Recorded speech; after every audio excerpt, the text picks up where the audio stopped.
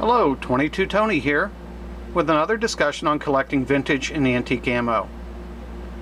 Today I wanted to talk about the Western Cartridge Company. But when you start thinking about the Western Cartridge Company, probably most of you immediately think of the name Winchester. Well, the story of the Western Cartridge Company really is the story of two companies, Winchester and Western. Well, Winchester started producing cartridges in the early 1870s. By the 1890s, smokeless powder had been introduced, and Winchester did start producing cartridges with smokeless powder, but they did continue to produce the older black powder as well. Well, Western Cartridge Company was founded in 1898 and basically designed to compete with Winchester and Remington. Now, almost immediately, the larger companies, Winchester and Remington, pressured their suppliers to limit the sales of the components needed to make the cartridges to the smaller companies like Western. We talked about that a little bit when we talked about the Peters Cartridge Company as well.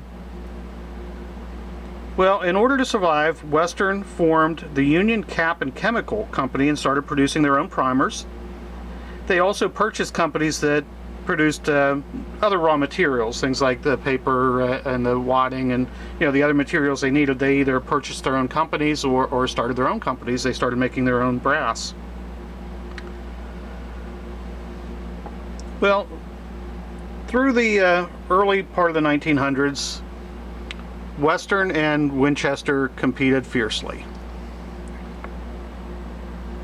I've got a couple of boxes here. I've got an early Western. This is introduced about 1912. It's what's considered the second diamond design. And I've got a Winchester, a little bit newer, but 1914, 1916 sort of, somewhere in that range. So these two were competing at the time, and again, they were fierce competitors. Well, right around that time, or shortly after, the United States got into World War I. Europe was in it a little bit earlier, and both companies really ramped up production for the war effort. Well, Western literally made a fortune during with the sales that they made during World War I. Winchester, on the other hand, borrowed heavily to increase their production and expand, and it was great for a while the big orders were coming in. But then, after the war ended, things got a little bit tough for Winchester. By 1931, Winchester had gone into receivership and was purchased by Western. But during the 20s and 30s, Western produced their famous bullseye boxes.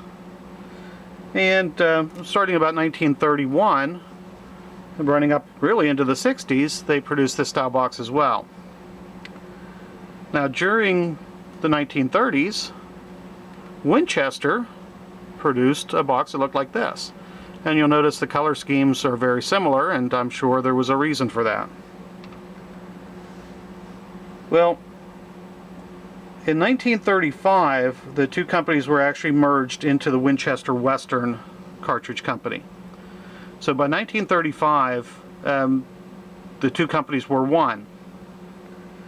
And actually in 1944, a new parent company was formed. The Olin Industries Incorporated that we know today was the original Western Cartridge Company, and it in 1944 incorporated it and split everybody up into divisions. So this is how we came up with what we ended up into the 1970s.